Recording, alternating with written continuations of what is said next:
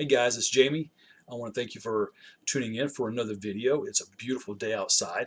I just got in, did a little workout, and thought I'd drop a little video, continue talking about things that we had talked about, in the last video. I want to encourage you to keep changing the way you think, the way you speak, and get your life lined up to be the success that you can be. Now, when you were born, you have everything inside you to function perfectly. So what makes you think you don't have things within you right now to live your life beautifully? To have the health, the wealth, the prosperity, the joy, the happiness that you want to have, but it all comes from letting go of the past, from letting go of forgiveness. And I am going to talk about forgiveness right now because it's something that I really struggled with. If you remember my last video, I was talking to you about how my ex-girlfriend called me and said, "Hey, I'm pregnant. I'm leaving you with my best friend." So all of a sudden, I didn't have a friend. I didn't have a best friend, anyways. And in fact, I went looking for him. I was just going to smash him. I went looking for him 3 different times. But every time I did, I just put my head down. I couldn't touch him.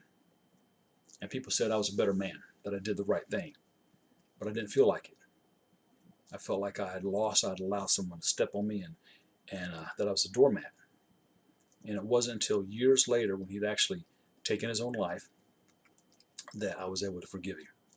And it's funny how we do that. It's like we don't change until the worst possible scenario pops up. Our own mortality hits us, or the loss of someone else hits us, that we decide to do things right. But that's how it happened in my case. But I was able to forgive him. And since then, the blessings have just come. The joy has come back to my life. I've released the hurts. And forgiveness is a very important thing. In fact, not forgiving can actually cause harm to our bodies. Physicians call it grudgitis. Yes, it's actually a term that some physicians use. And studies show that people who forgive are healthier, have less stress, and lower blood pressure. Now, I'm getting this from a book called Forgiveness, The Ultimate Miracle. And I've been reading it. It has some very beneficial stuff to it.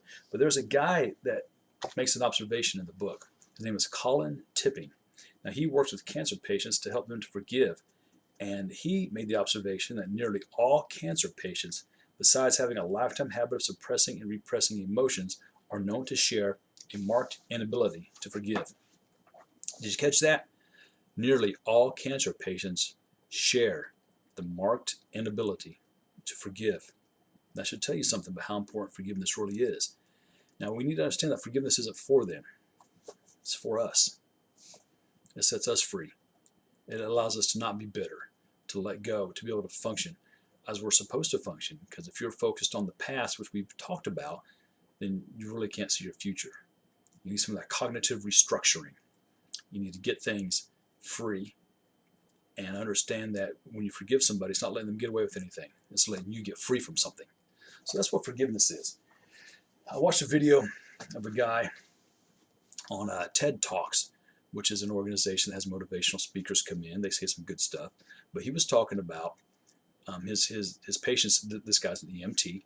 That his patients, when they're on their deathbed, most of them think of 3 things. One is forgiveness.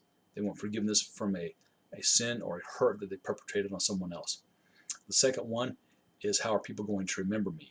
What have I done to make a difference? Because your name and your word are the most important things you have. And the third thing people think about is, what did I do with my life? And it reminds me of a story of a man on his deathbed. His son was there, and the man was doing this. He's looking at his hands, and the son said, "Dad, what are you doing?" And the man said, "My hands are empty." And the son said, "But Dad, you're not holding anything." And the man said, "No, son, my hands are empty." So what are you doing with your life? Once you get free from the past, what plans do you have? If the answer is not much, well, this can be a brand new start. From here on out, you have this. Because right now, guys, this is either just one day or this is day one. Day one. So how are you going to look at things? Don't allow your past to overcome your present and put your future into failure. You can do this. Remember, you cannot change a problem with the same thoughts and actions that started it. You cannot use old things to open new doors. Change the way you think. You have a winner in you, a conqueror. Unleash the beast, unleash the wind. Forgive somebody, and let's go on. I love you. God bless, and I'll be back later. Bye.